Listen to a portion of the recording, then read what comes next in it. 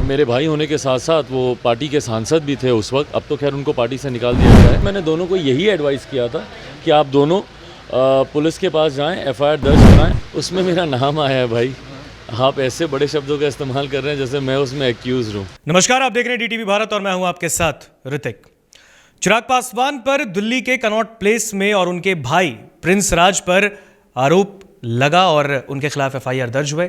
यौन शोषण का मामला था। सांसद प्रिंस राज के खिलाफ एक महिला स्वाति पटेल ने दिल्ली के कनॉट प्लेस में यह मामला दर्ज कराया, जिसके बाद उसकी सुगबुगाहट अब बिहार की राजनीति में आ गई है।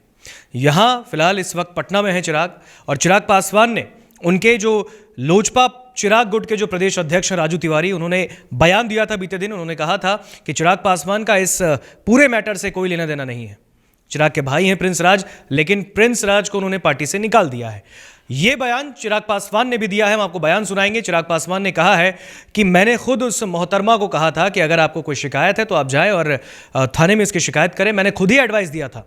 हालांकि प्रिंस राज को लेकर उन्होंने कहा कि मैंने तब जब ये आरोप उस पर लगे थे तब वो पार्टी में था, लेकिन इस वक्त पार्टी से मैंने उसे हटा दिया है। ये बात उन्होंने कही है। और साथ ही साथ ये भी कहा है कि ये जो पूरी बातें चल रही हैं स्वाति पटेल को लेके, मैंने खुद जाकर उस मोहतरमा से जब वो मिली मुझसे, मैंने कहा कि आप जाइए और कानून की मदद लीजिए। जो हो पड़ेगा, जो बन पड़ेगा वो करेंगे, लेकिन आप कानून की मदद लें। और ये बात जब उन्होंने कहा, उसके बाद आज एक बार फिर बयान दिया है चिराग पासवान ने, क्योंकि चिराग पर भी गंभीर आरोप लग गए थे। और चिराग पासवान ने इसको बेबुनियाद बताते हुए कहा है कि उनके भाई पर ये जो आरोप लगा है, इसके बारे में पूरी जानकारी मुझे मिली है, पूरी बातें मुझे पता है, संज्ञान में है, लेकिन मैंने खुद उस मोहतरमा को कहा है। क्या कुछ कह रहे हैं चिराग पासवान, आप सुनिए। हाँ, घर जा रहे हैं शेरबनी गांव में। काफ़ी दिन हो गए खगड़िया गए, वहाँ के लोगों से मिले हुए, क्या कहेंगे मतलब वहाँ के लोग? नहीं, देखिए, जिस तरीके से पिछली बार जब पापा का जब निधन हुआ था तो उस वक्त हम लोग गांव गए थे, और उसके बाद इस बीच में भी मेरा एक कार्यक्रम लगा। जब ये पूरा घटना चक्र इस तरीके से हुआ तो उस वक्त भी हम लोग गांव गए थे। और उसके बाद आज जा रहा हूँ।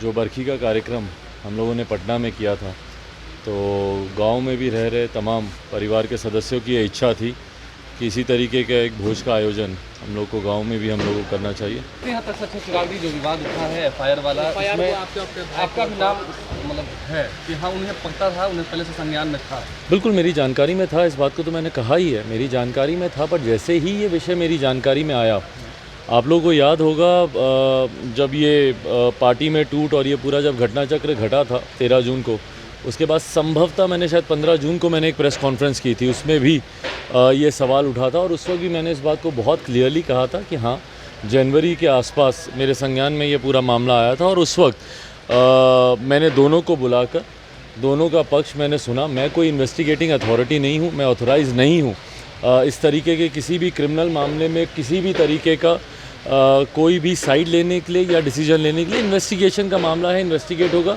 सच सामने आएगा। तो उस वक्त भी मैंने दोनों को यही एडवाइस किया था कि आप दोनों पुलिस के पास जाएं, एफआईआर दर्ज कराएं और मैटर को इन्वेस्टिगेट होने दें। और मैं आज भी इसका पक्षधर हूं कि जो भी दोषी है उसको सज़ा मिलनी चाहिए। आपके ऊपर भी मतलब बातें निकल के आ रही हैं, आपके ऊपर भी एफआईआर हुआ है, मतलब नाम उसमें मेरा नाम आया है भाई। आप ऐसे बड़े शब्दों का इस्तेमाल कर रहे हैं जैसे मैं उसमें एक्यूज हूँ।